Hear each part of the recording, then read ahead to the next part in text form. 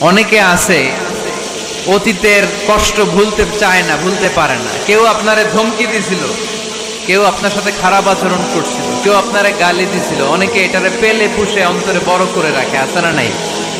ভুলতে চায় না, মনের ভেতরে রাগ পেলে পুষে রাখা ঠিক না। মনে মনে কয়, তুই আমারে মারছিলি, আমি তোরে মারব।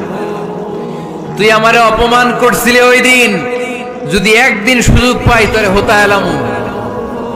আছে না এরকম?